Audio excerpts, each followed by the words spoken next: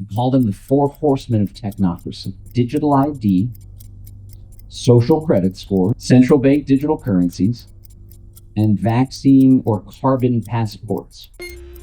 If you step out of line and your social credit score indicates that you're not a good slave, then you're going to be penalized or shut out of your central bank digital currency account. The way out is what I call exit and build, exiting systems that are centralized, coercive, and building new systems, recognizing that we all have the creative power within us to create and architect a life that's in alignment with our values. Roger that, ground control. Preparing for second stage separation. Guidance systems on.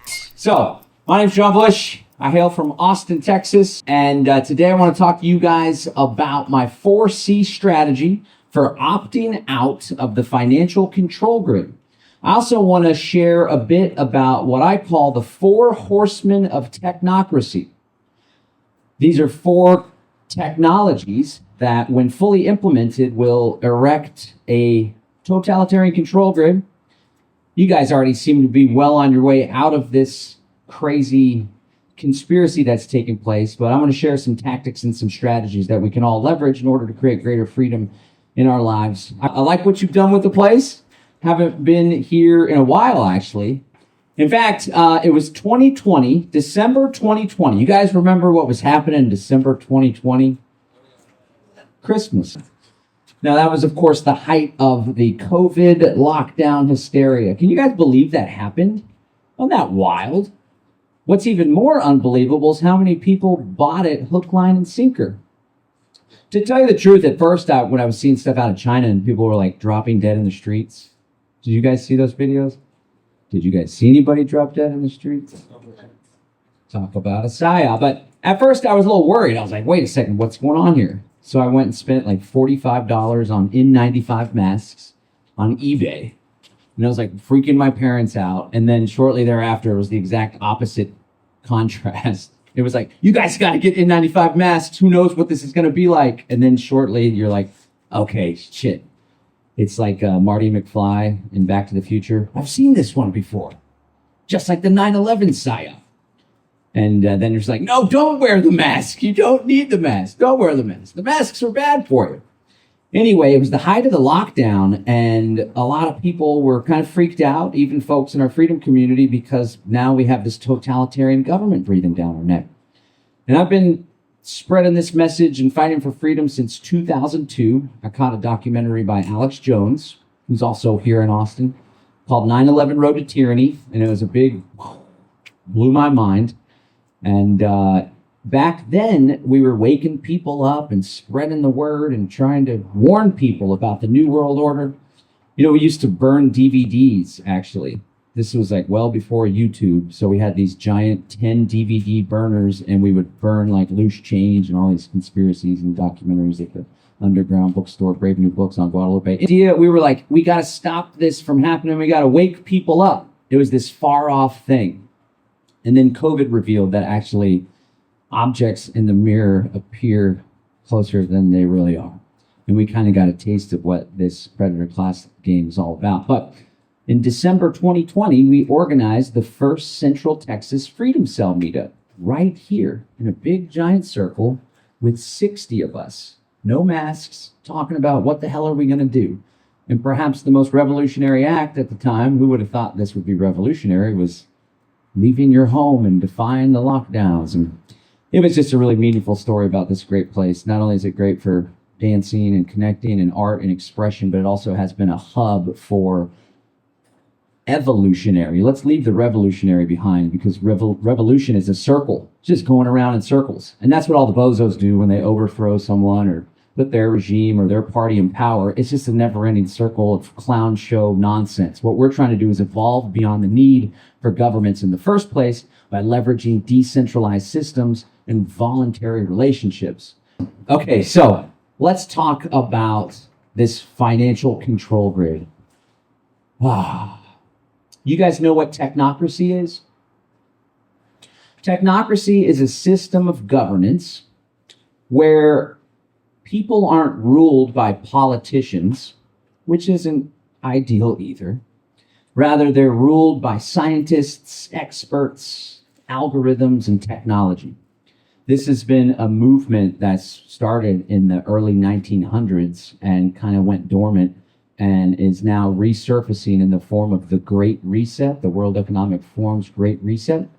Essentially, the aim is to restructure every aspect of civilization, from governance to education to healthcare to technology to communication, and create a massive panopticon society, to create a society where everything is centralized, controlled, surveilled, coerced. That's what the predator class, that's what I like to use for the New World Order, those in high positions of power that are leveraging that power in order to manipulate, socially engineer people.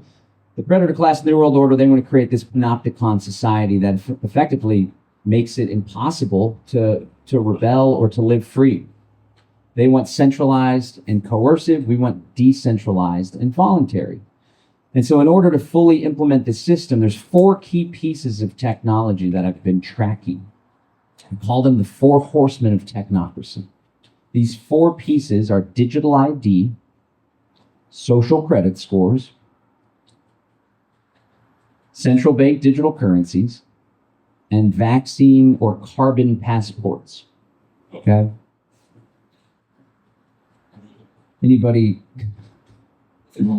Those are gross. And it's cool because it's like the opposite. It's the opposite world here. We're in the upside down. They're in the upside down. We're in the right side up. And so let me just break down each one of these pieces and how they interoperate in order to create this control grid. Now, of course, the digital ID. You know, the irony is, I just want to shout out folks like you guys, because I know if you're coming to an event like this or you got one of your workstations here, you can always tell how much of a tech geek someone is by how many monitors they have. So I think I saw somebody over there with like 16 back. They're trying to one up their buddies. My monitors are bigger than yours. That's a big monitor right there. Wow. Got monitor envy. Anyway, you didn't know you were coming to a comedy show tonight. I didn't either. So the digital ID, the challenge is a lot of people, unlike you guys, they start getting active in like these little waves. So it's like, there's a lockdown, and then boom, this network. I'll share more about the Freedom Cell network here shortly, but everybody joins and let's go meet up and let's talk about what we can do. And then the lockdowns go away and the mandates go away, and people get caught back in the hypnotic rhythm of day-to-day life. They don't continue to support and build these new systems that we all are dedicated to doing. And now that the UK just announced that they're accelerating their digital ID agenda, everybody's all up in arms and in a flurry. So I just want to encourage people to maintain consistent action and to adopt what I call exit and build, exiting systems that are centralized, coercive, and building new systems, or building these new systems so that we may exit the old systems. I want to encourage people to adopt that as a lifestyle, to integrate it into your day-to-day lifestyle. In an ideal world, you can create a career out of it because there's a growing movement of people that are seeking solutions in these areas. Apparently, there's some good solutions these days. But I just want to encourage people to adopt that consistent action. Digital ID, people are all freaked out about it, but this is something we've known. It's been coming for a while. In fact, if you have a Texas driver's license and it's got a gold star on the top right of it, you have a real ID, which is essentially a national ID card, which is the foundational infrastructure for more of a digital ID system. And unfortunately, this stuff is accelerating at breakneck speed. The digital ID will be the hub for all of the information and data that they collect through all of their systems, whether it's big tech, whether it's where you're traveling, whether it's your healthcare practices, whether it's what you post online. That information will be analyzed using AI in order to give you a social credit score. Now, there may not just be one key social credit score, rather various social credit scores. And this piece, the digital ID and the social credit score, are all about measuring your behavior. There's a business adage. I'm an entrepreneur. I have a company called Live Free Academy. We started in April 2021. And I study entrepreneurship and success strategies and all that stuff. And of course, one of these business adages is you can't manage what you don't measure. Measure your KPIs, your key performance indicators, profit and loss statement, what leads are converting, all that stuff. So you can manage your business. Well, that's exactly what the predator class is aiming to do with the 4 horsemen of technocracy. The social credit score and the digital ID are about measuring, and the other 2 pieces are about managing. The central bank digital currencies, of course, you guys are familiar with this nonsense. It's essentially creating digital money. But as you guys know, digital money isn't necessarily bad. There's so many people in the conspiracy movement that are like, digital money, it's bad. Your Bitcoin's bad. You guys are crazy. That's part of the system.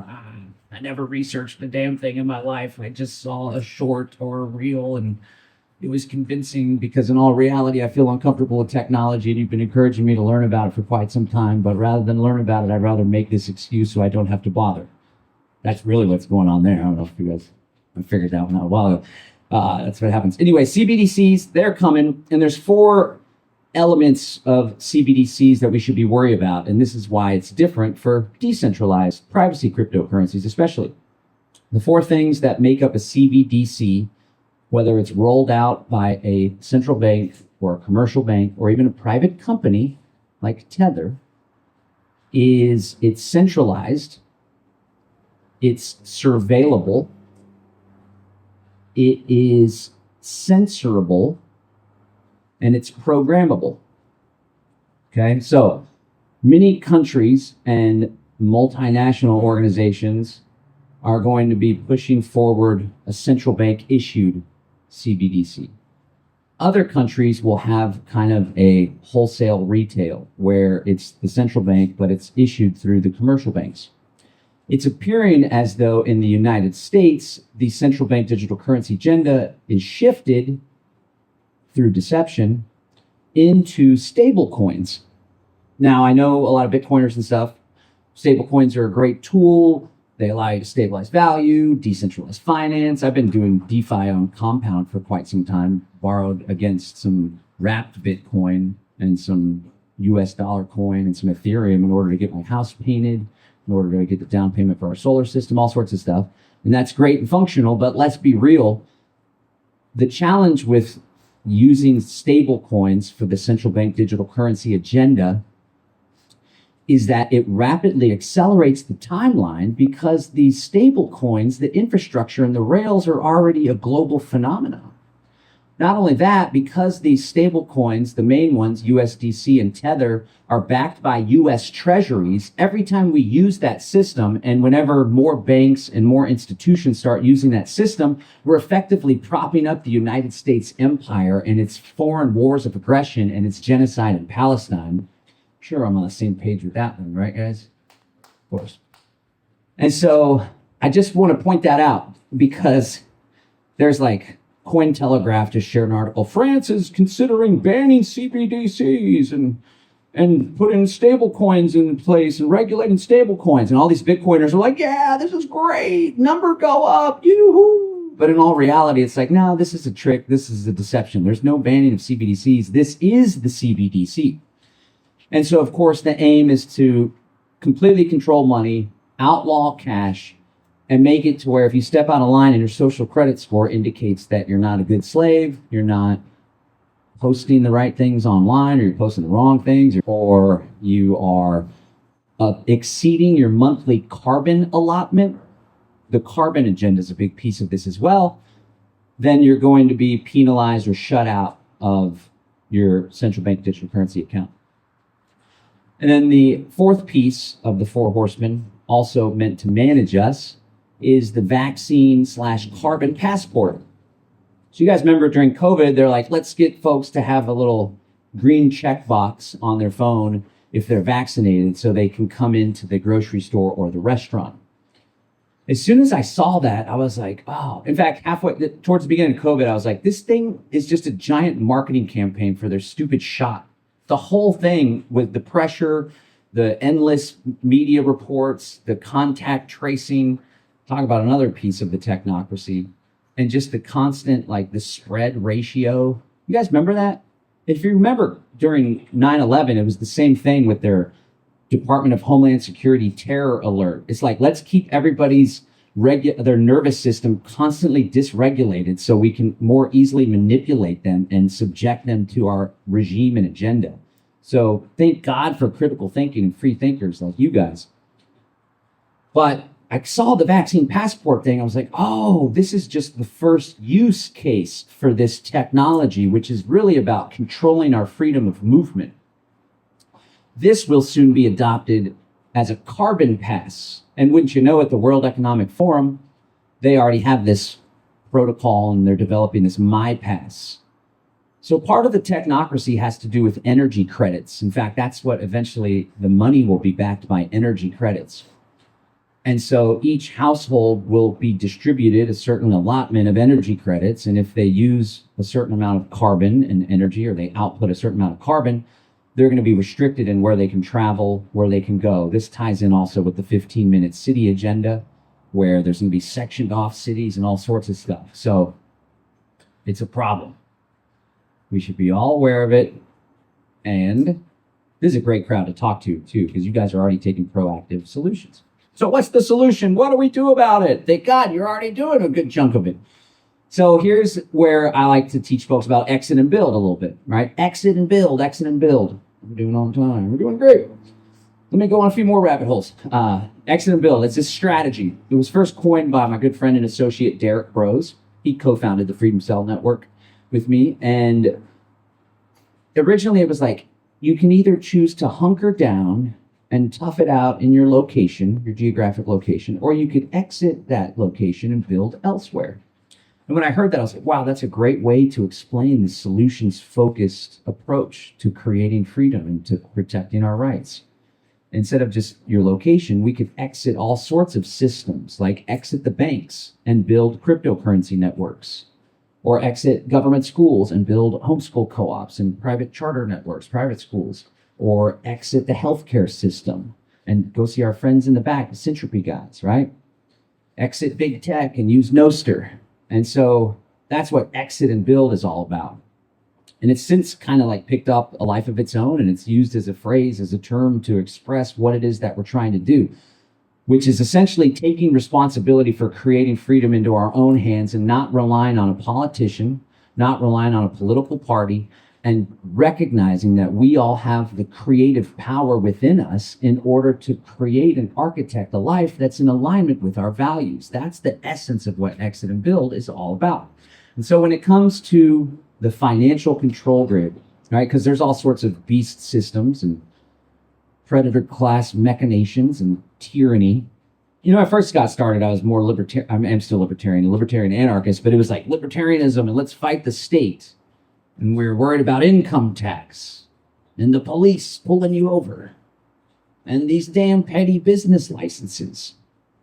We've since graduated the problems that we're facing a little bit. Not that that's not problematic. And the biggest problem that I have with the income tax, to be honest, is that I'm funding, not only are we funding our own oppression, there's probably some non-taxpayers in this room. Shout out. I aim to join your ranks here sooner than later. Shit, is the streaming? Oh, no. I mean, fuck it. Fuck the IRS. Fuck it all. The government doesn't have any power except that power which we give to them by giving them some assumed authority, which is all rooted in fear. And so the more of us that... I was going to say something that was probably a little inappropriate. I'm going to say it. The more of us that pull our dicks out and say, listen up, pardon my French if that's annoying to you or bothersome. Listen up, guys. The jig is up. It's a paper tiger Fugazi system that everyone's losing faith in.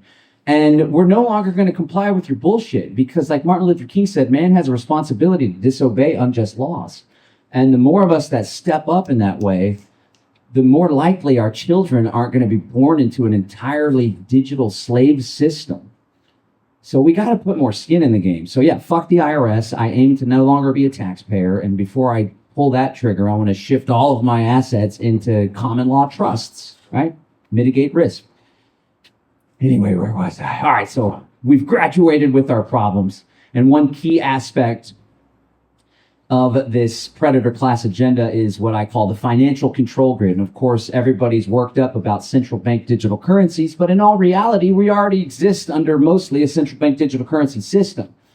Right? Now, again, this crowd is an exception, or at least a good chunk of this crowd is an exception, but for the most part, we're using debit cards, checking accounts, Venmo, PayPal, Cash App, You guys know in the early days of Bitcoin, before it got neutered from peer-to-peer electronic cash originally, it had the momentum to like completely overtake or just Venmo, Cash App, all this shit wouldn't even have had a chance. All these stores and Dell.com and Overstock, everybody was accepting it. Mom and pop shops. I used to go to mom and pop shops, like, hey, Bitcoin, this was the value proposition. There's this new technology. It's completely decentralized. You can use it to send or receive money anywhere in the world, near instantly, for little to no fee. Now that fee thing is kind of changed and shifted. And of course, some folks will say, what about layer 2, Lightning Network, yada, yada, yada. Either way, back then, when there was no layer 2, there was all this momentum. And that could have completely replaced the dollar, which was the original intention.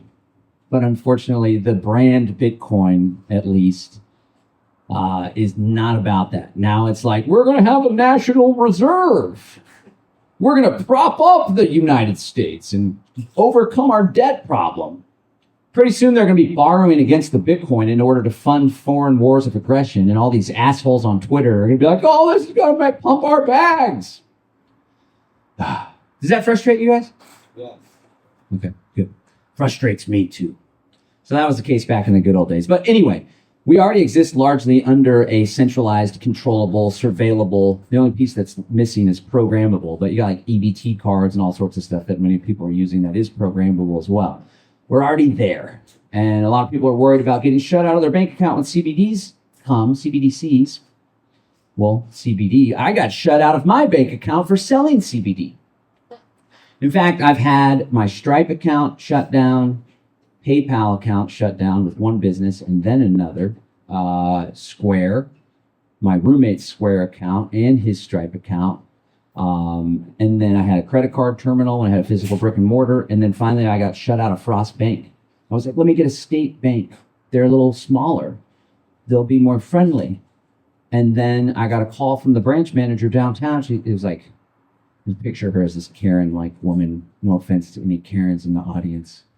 But she's like, hey, we caught wind that you are selling items that are not approved by us, and we're going to have to shut your bank account down. So we're going to give you 2 weeks to withdraw your money, and then we're going to close your account. And I was like, what the heck are you talking about? CBD is completely legal, not only federally now, but also in the state of Texas. Why are you guys shutting them out? Well, it's a risk thing, and some of our investors, and blah, blah, blah. And this is what I told her. I said, this is why I teach people about Bitcoin and cryptocurrency, because there's no branch manager to call you up and shut your account down. And then she said, well, if we knew you were doing Bitcoin, we would have shut your account down sooner. So my point is the central bank digital currency agenda, most people are worried about that. Meanwhile, most people are using centralized, censorable, surveillable platforms for most of their financial transactions. And that's a problem. But things are going to get even worse. And I neglected to mention earlier the purpose of this whole four horsemen technocratic nonsense is to socially engineer us, to manipulate us, to get us to do things that we wouldn't normally have done unless they twisted our arm and got us to say uncle. Just like the stupid shot, experimental gene therapy, whatever the hell you want to call it, nanobot, techno jargon thing. A lot of people finally said uncle when they're like, well, if you don't take a shot, we're going to take away your ability to earn a living. Uncle, right? That's what the CBDCs are all about. That's what the vaccine passport is all about. It's about getting people to conform and to become this docile, slavish, total slave that won't question authority, that won't question anything that's woke or that they disagree with, that won't come to Lab 484, that won't think outside the box, that won't exceed their carbon allotment. And they're not able to do it by force. They tried that earlier in this century or last century. They don't have good marketing. So they got to start really pressuring people in order to get people to comply, which is exactly why we need to exit and build now, because even though we're all freedom, hoorah, now, when faced with difficult decisions, there's folks in the audience that may say uncle when it's a fake choice between doing a shot or complying with this, and I can't feed my kids because I didn't prepare properly. People are going to make difficult decisions, and there's a way out. The way out is what I call my 4C strategy. Now, the exit and build strategy in general is a broader approach, but when it comes to exiting the financial control grid and a lot of the technocracy stuff, I lay out my 4C strategy. 4 C's. The first C is confidence and courage. So my company, Live Free Academy, we started in April 2021. If you remember, there was a massive surge in the price of Bitcoin. And for many years, I was like, I need to do a Bitcoin online course. I need to do a Bitcoin online course. And then the price of Bitcoin was surging. I was like, this might be a good time. People are asking me to help them set up their wallets. And how do I transfer my Bitcoin from Coinbase to my non-custodial wallet? So I did a course and it blew me away. It made like $150,000. And I was like, oh my God, I can sell courses and make money. This is great. Now, of course, it was me running the entire business. So there was multiple nights. I was up till 4 a.m. answering customer service tickets. It was the first time I did it. So there was all sorts of issues and such. But nonetheless, it was phenomenal. But there was one thing I learned. And since then, I've been teaching people and helping folks set up wallets. Back in the day, we used to give people like, here's set up a wallet. I'll give you 1/10 of a Bitcoin. Give you half a Bitcoin. And people are like, do you regret doing that? No, I don't. Because we helped to spread the word. In fact, me and my ex-wife went on a Bitcoin cross-country road trip in a bus. It was called Bitcoin Bus. Roger Ver sponsored us. It was the Bitcoin Bus. It was the Bitcoin Cash logo. It was the Bitcoin logo, but it was this Bitcoin.com thing. And we went around the country and we did meetups and we made it a point to go out of our way to stop at restaurants that were accepting Bitcoin. Now, mind you, most of them, you go to pay with Bitcoin and your waiter's like, what?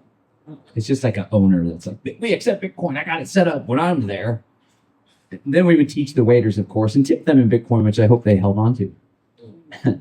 But those were the good old days. And I tell you what, a lot of Bitcoin's come into my world and a lot of Bitcoin's gone out. And I have absolutely no regrets. And I came to realize I didn't have a holding problem, a hodling problem. I had an income problem because for many years, my income was in Bitcoin. And I had bills to pay and mouths to feed. So the Bitcoin would be sold and converted.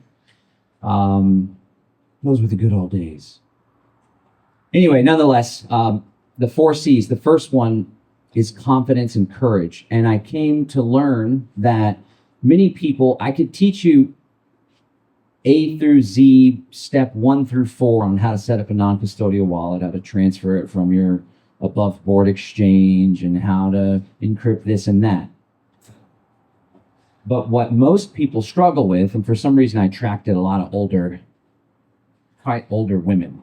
That's most of my clientele at Live Free Academy. I don't know if they see me as like that young, sweet grandson that's all gentlemanlike and I'll open the door for them, which I will. But that's just what's happening. And a lot of times they're their own worst enemy. And it's not that they don't understand how to do it. It's that they lack the confidence to withdraw from Coinbase into their Exodus wallet, for example. And so I really got clear, like the best thing that I can do for my audience is help them to believe in themselves. And that's what I want to convey to you guys. And that's why it's the first of the 4 C's, confidence and courage, because oftentimes it's our own limiting beliefs, those ideas and thoughts which have been imposed upon us by our parents, by society, by culture, by media, by social media. It's our own limiting beliefs that prevent us from greatness and stop us from living our dreams and living up to our full potential, because there's a lot of badasses in the room. And I got news for you. Not a one of us is living anywhere close to our potential. So the more we can align with the power that lies within and quiet that little inner voice that's always giving doubt. I don't want to get on stage. I'll embarrass myself. Oh, this person looks cool, but I don't want to talk to them. Last time I talked to somebody, I felt all awkward and uncomfortable. I don't want to learn the crypto thing because the first time I tried it, I totally screwed it up. I'm just not good with technology. I don't want to start the business. I tried that back in the day. It was a total failure. I don't want to do it again. I'll be so ashamed. That's what my inner voice sounds like. The inner voice is so powerful for all of us. And when we can be mindful, present in the moment, we can recognize those limiting beliefs when they spring up, and we can flip the script. So, for example, like Robert Kiyosaki, the guy that wrote Rich Dad, Poor Dad, teaches, When someone's like, hey, you should consider like buying a piece of land out in the country because the city's getting all crazy, or we're doing this event and it's overseas, but you got to fly over there, and they say, oh, I can't afford it. You flip the script. You don't say, I can't afford it. You say, how can I afford it? Right? There's all sorts of stuff. Or the older folks I'm working with, I tried to do it in the past and I screwed it up. We're just not any good with technology. We'll flip the script and say, while I've struggled with technology in the past, I now believe in my ability to learn new things, and I'm going to give it a try. Right? So be mindful of those limiting beliefs. And I tell you what, shit's going to get real crazy in this world. These stupid ass clowns and these political parties and this left-right factionalism, they're like egging each other on. Everybody's worked up about some socialist in New York City, and he's like throwing shade at Trump, and Trump's a whacked out tyrant technocrat that isn't doing a damn thing for freedom. And all these folks are being pushed into this reactionary paradigm where, I tell you what, they very well may be trying to manufacture a civil war. And then we peaceful people that are just trying to build cool shit. That's going to affect us if the world's all fucked like that. Not to mention this predator class agenda, their goals are for this stuff to be fully implemented by 2030. And shout out Polycarp for putting the urgency. He's like, digital ID's coming in 2 years. We got to step up our game. All right? I love that energy because this shit's coming down the pike. And so my point is that predator class effort to socially engineer us and put us in this little slave box. We're like out here, not slaves. And then there's this box that a lot of the mainstream society is just walking into because they like what the talking heads say. And so what they're trying to do is push us in too by twisting our arm, by taking away rights and privileges, all that stuff. And it's going to get like pretty intense because we're going to not go along with the agenda. And we're really going to need to get our minds right. And more so than our minds, our soul and our spirit. And so I know that there's some folks connected with Christ in this audience. Maybe there's folks that aren't. Whatever you can do to align with the higher power and recognize that there is something bigger beyond each and every one of us, I promise you it'll pay massive dividends in your life. Not only now, because we all have struggles, we all suffer for various reasons, but there's more suffering on the way. And to have an intimate relationship with God or the universe, if that's how you roll, is a very powerful thing. It's paid massive dividends in my life as of late, and I want that for everybody. If you're willing to have that, I promise it will be a key component of you living a successful life. Not success money-wise, but success like fulfilled, healthy relationships, and you're not freaking out when this New World Order thing really kicks into a high gear. Because they're going to start getting all frustrated because there's all these free people that aren't going along with it. And they're like, oh, it's not working. What do we do? Like a cat backed into a corner, and they're going to pounce with some sort of false flag attack. Or maybe it's like, we no longer have authority. They don't believe in us. Let's go ahead and antagonize Russia so we pop off World War III so we can accelerate what it is we're doing. Whatever tool they have in their false flag arsenal, just know that it's coming. And the closer you are to God, the more you believe in yourself, the more that you've done the work now, so you don't spaz the F out, and instead you choose to be grateful that you were blessed with an opportunity to play a role in the animating contest of freedom and build the systems that our children and our children's children will be grateful we took the time to build so they can experience freedom we never did. The more aligned you are with God and the more your mindset's right, the easier all that's going to be. Y'all with me? Yeah. All right, so that's one C. Maybe I need to spend a little less time on the remaining three. The next one you guys already got a firm grasp of. The next C is currency. Remember, these are the 4 C's to opt out of the financial control grid. The next C is currency. Now, I use that word for a reason, currency. Look at the root of the word, current. What's current? It's a flow. It's an electricity flow. It's an energy flow. So what we do with crypto is like there's a flow, it's a free flow, it's an uncontrollable flow of energy between us. And when we're exchanging value, that's an energy flow in the form of money. Bitcoin's kind of cool because it really is energy. And so what the predator class is trying to do is interrupt the flow, control the flow, or stop the flow altogether. So we just got to keep the flow going. And we do that through alternative currencies. Crypto, Bitcoin. I'm a big fan of Monero, big fan of Zano. Zano now has this bridge where you can convert your Bitcoin into Bitcoin X, a token on the Bitcoin blockchain that's private, and then you can swap it back into Bitcoin. So you can maintain the gravy train of the price going up. You can maintain Bitcoin. It's on a different blockchain, of course. But I think that's really freaking cool. So I'm a big Monero guy, big Zano guy. Polly's bringing me back into being a Bitcoin guy. I've always been a Bitcoin guy for holding and preserving and growing wealth. It's just sad how that story played out, but the cypherpunks in the movement are keeping it alive. So that's always good too. So, but let's not stop with cryptocurrency, because there's some limitations there, right? And, there's decentralized internet's being created, which is cool too. But let's use precious metals also. That's how I got my start in 2010, 2011. I was going to farmers markets using silver dimes. And it was like, hey, I'd like to buy some of your veggies. I got a pocket full of junk silver. Dimes, quarters, $50, 1964 and before are comprised of 90% silver. So they don't have the face value of 10 cents. Right now, they're probably worth like $2.20 or something. Most people are like, what the heck's this guy talking about? Just give me your Visa. But every once in a while, you come up to some lady. I remember one lady distinctly, Finca Pura Vida was the name of her farm. She's like, oh, yeah, anything to stick it to the Federal Reserve, those bozos inflating the currency. And I was like, yeah, that's our people. So precious metals are great. Like all the vendors here, except precious metals, talk to stores for your business, all that good stuff. And of course, good old barter. Barter's probably the hardest form of exchange for the government to ever control. I got some chicken eggs. You got a couple head of lettuce. Whoop. All good. No taxes. So that's currency. We're not going to hit that one too hard. And the third one, we got confidence and courage, currency, keep the current flowing, alternative currencies, commerce, or trading outside the system. So for the longest time, the refrain has been, you got to get an outside the system source of income. Because again, a lot of my clients are like on Social Security or retirement accounts, or they have a corporate job. And I'm like, that's cool. You don't have to give that up. We don't want you to lose all that you've worked for, your nest egg, but you do need an outside the system source of income, because the day is going to come where you're going to be faced with a difficult decision, just like COVID. And we don't want you to have to make that difficult decision. Instead, you can say, well, I took John's advice and I started a side hustle, and I've been earning $1,000 a month selling widgets, selling doilies, selling candles. I always use candles as an example, because someone close to me came home and like had like a $15 candle. And I was like, what? $15 for this candle? It's like, yeah, it's got like sparkles and stuff and some rosemary embedded in it. $15. And I was like, wow.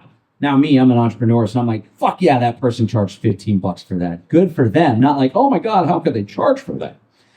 But you could sell candles and have a side hustle, money coming in from outside the system. And of course, we've been banging on that for quite some time. And now in the UK, it's like, the UK digital ID is not mandatory unless you want to work, right? Which is like almost everybody. So there it is right there. People that don't want to have the digital ID, but they got some corporate job. They didn't do the groundwork to have an outside the system source of income. And now they're going to be faced with the difficult decision of adopting that digital ID, when they could have said, you know what, screw this. I'm going to go full time on my side hustle. So commerce, money coming in outside the system. Ideally, your entire life is in that space, or you have your own business and there's a chunk of the income that's coming in from outside the system. The other thing is like, let's do everything we can to support folks that are accepting cryptocurrency in their business. Let's buy from freedom-minded businesses in every opportunity we have.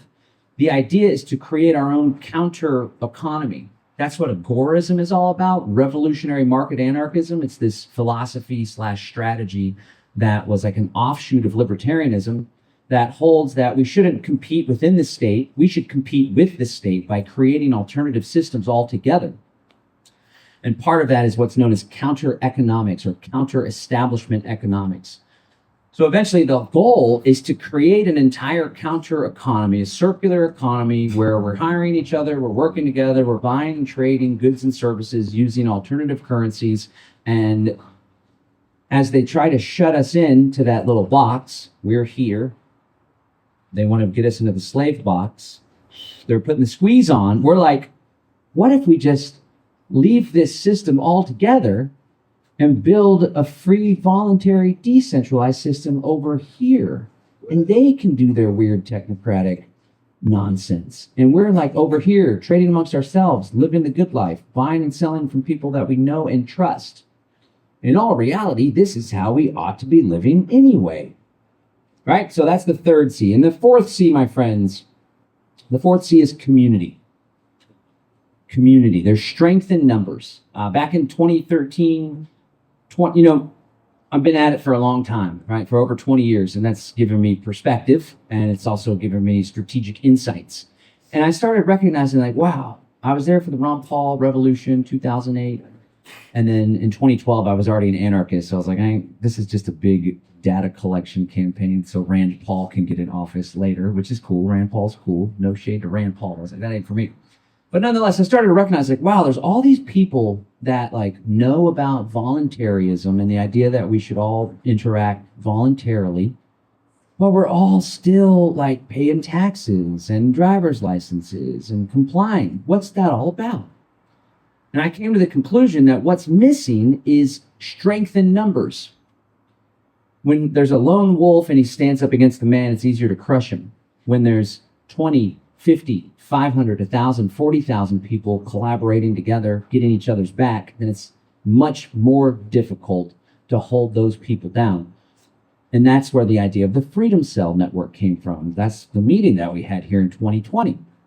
It started as an idea. I remember giving a speech about the idea, and I was like, this idea is so revolutionary. Because I was like, eventually we replace the government altogether, and we hire our own private security to defend us from private and public aggressors alike. Yeah. And I gave a speech, and I was like, I feel a little nervous. Anyway, we started a group in South Austin called the South Austin Scorpions. That was the first Freedom Cell group. The idea is you start with a small group of around 8 people. Then you connect with other groups of 8 people, smaller groups to form a larger group. That's like a small region in a city. Then there's a city group or a regional group. And once you know it, this thing actually became a thing. It's like, I thought it was an idea. I kind of pulled back. My good friend Derek Rose came to the bookstore that we were at, and the idea, he was like, holy shit, this is awesome. And then he started a group in Houston. Then he started a website. Then it had 1,000 people, 2,000 people. And COVID happened and 40,000 people. And here in Central Texas, I'd love to invite you guys to join. freedomcells.org is the website. Freedom Cells, like CELLS.org. Freedom Cells.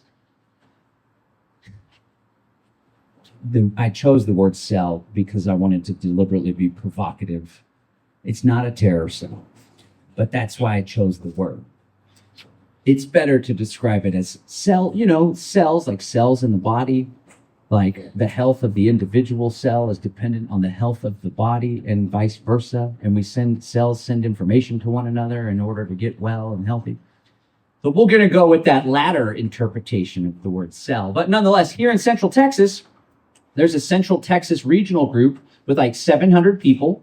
Now, mind you, most of them are lurkers. They're just there. Many of them are in the room and come out to events and stuff. And some events were hosted here. Shout out to the organizers and stuff. Like this gentleman I met was like, oh, you're started the Freedom Cell Network. So you hosted the event here the other day. I'm like, no, I wasn't there. I wasn't at the last one. It's just its own thing, which is awesome. But there's a Central Texas group. Then there's a San Marcos group. There's a downtown Austin. There's a South Austin. There's a Bastrop Fayette County. There's a Williamson County. There's a Hill Country. There's a Far Hill Country. There's a Houston group. They're all over the world now. It's like over 40,000 people. That's just the people that registered on the website. Most of them are lurkers and went back to sleep after COVID. But the idea essentially is to create a social organization that's solutions focused, where people get together and work on exit and build actions. They build real world reciprocal relationships. And we eventually replace the need for government and large corporations all together. And we begin taking care of ourselves. And I'm at my time. So I'll leave you with this. Just want to challenge people to step out of a reactionary paradigm. As in, it's not our motivation to protect ourselves from the predator class. I mean, it is a motivation, right? Let's be real. We're feeling a little afraid about what's coming down the pike. But let's not let that be our chief motivation. Because when we're trapped in a reactionary paradigm operating from a place of fear, we have a tendency to manifest that which we're resisting. Rather, let's step into a proactive paradigm and recognize that decentralized, voluntary living off the land, hanging out with our homies, trust-based trade relationships, this is how we ought to be living in the first place. And so I just really want to encourage people to recognize, to remember, because many of us forgot, that we're all created in the image of God, and we all have such a creative capacity to do so much beauty in the world. And the more that we align with that, we recognize that, and the more we embody that, the more fulfilled we'll be, and the more likely that the future generations that are yet to come will grow up not even worrying about the four horsemen of technocracy, enjoying life, sipping some hibiscus tea down by the river. And that is why I do what I do. And I know you guys are looking future forward to the future generations as well. So let's step out of fear and into faith, and together we'll create the freedom we all desire. Thank you, everybody. Roger that. Very good. Second stage separation. Ladies and gentlemen, Charles Rush. Guidance systems on.